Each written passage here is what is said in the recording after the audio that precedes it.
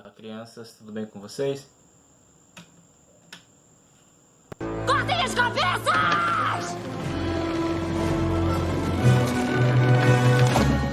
Maltratados e escravizados pela corte da Rainha Vermelha. Todos vocês, venham lutar. Unam-se contra a tirana Rainha Vermelha.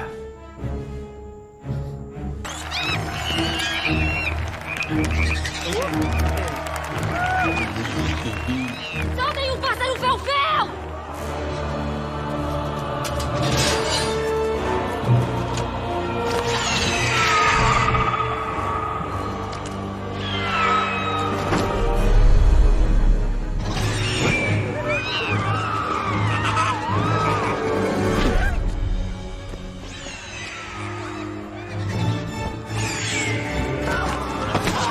Tem razão, Stane.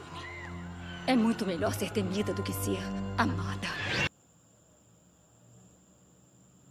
Bom, essa é a Rainha Vermelha e ela tem a ver com a nossa aula hoje. Vamos falar sobre soberania. Conheça a definição de soberania, um conceito essencial para entender o poder de ação dos estados sobre um determinado território.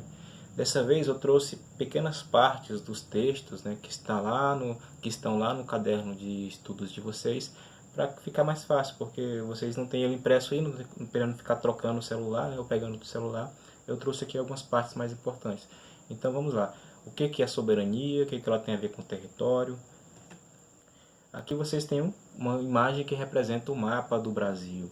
Essas linhas aqui, elas delimitam, né, o território brasileiro. É dentro dessa área verde que a soberania do Brasil é exercida. O que é soberania? A soberania pode ser entendida como autoridade suprema e, em geral, faz referência a um país. A soberania constitui o direito exclusivo de uma autoridade suprema sobre um grupo de pessoas, geralmente uma nação.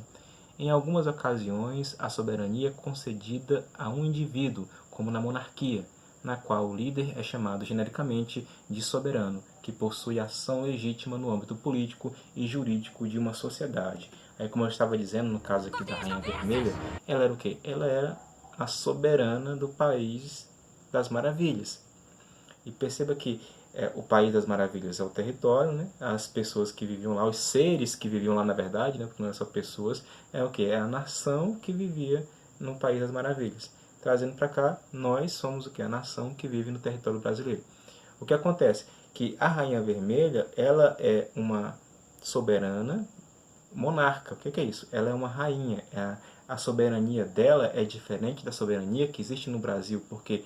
Porque ela, geralmente os reis, as rainhas antigamente, eles se diziam representantes de Deus na terra, que eram de alguma forma enviados por Deus para governar as pessoas.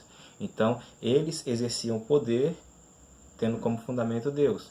As pessoas com o tempo foram, né, não aceitando isso como verdade, e as coisas foram começando a mudar. Ainda existe alguns países com reis e rainhas, mas a grande maioria são países em que o rei e a rainha não têm todo o poder como antigamente tinha, né? Por exemplo, de fazer o que ela sempre está mandando acontecer aí, né? Cortem a cabeça. Hoje em dia, claro que ainda tem alguns lugares que é assim, infelizmente, mas para o nosso exemplo aqui deu para entender que a monarquia que existe hoje na maior parte dos países, né, é diferente da antiga, certo? Então, vocês já perceberam aqui também que no quarto ano já começou a aparecer umas palavras difíceis, né, umas coisas assim estranhas, mas se acalme que a gente está aqui para ajudar, para explicar, né, para tentar fazer com que vocês entendam. Então, se não se assustem com essas palavras difíceis, né, tentem, né, conhecê-las um pouco mais, e eu espero que eu possa ajudar com vocês nisso. Adiante. Esses vídeos vocês já viram, né? Mas eu vou colocar aqui de novo. A exigência que passa a valer agora a partir do dia 30 de dezembro, todo passageiro brasileiro ou estrangeiro que embarcar para o Brasil vai ter que apresentar o exame negativo de Covid-19. Quem não apresentar não vai poder embarcar em nenhum aeroporto chegando no Brasil. Guerra entre facções rivais é pelo controle dos pontos de drogas no complexo de favelas do São Carlos, região central do Rio. Moradores passaram uma madrugada de terror. Então, Perceba que os dois vídeos têm a ver com território, têm a ver com soberania. Por quê? Porque aqui nós estamos falando de uma soberania política. Acompanhe comigo aqui. Soberania política. A soberania política é aquela que se refere ao poder estatal para impor qualquer determinação que considere necessária. Calma que eu vou explicar. Apesar da ideia de que cada Estado exerce a sua soberania política e jurídica, em algumas nações o governo não tem concretamente a soberania, que é ameaçada ou partilhada com religiões fundamentalistas ou com o poder paralelo do crime organizado, por exemplo. São circunstâncias em que o Estado tem soberania legal, no entanto, a sua soberania política é prejudicada. Olha só, aqui o Brasil ele tem soberania política, tem soberania jurídica. O que isso quer dizer? Quer dizer que ele consegue, ao mesmo tempo, fazer com que as leis sejam respeitadas, ele consegue fazer com que os direitos sejam garantidos. Só que, ainda assim, dentro do Brasil, tem algumas regiões que o governo não consegue fazer com que ela aconteça igual em todo o seu território. Por quê? Por causa do crime organizado. E vocês viram isso nesse segundo vídeo. O primeiro vídeo mostra o quê? A soberania política acontecendo quando o governo diz para qualquer pessoa que vai chegar ao Brasil que ela tem que mostrar que não está com Covid. Então ela tem que trazer o resultado de um exame que deu negativo. Então perceba que quem pode fazer isso? Qualquer pessoa? Não.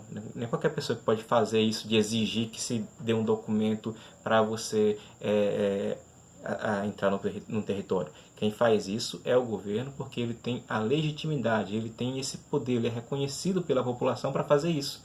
Você não pode, por exemplo, exigir que as pessoas, para passar na sua rua, te paguem R$1.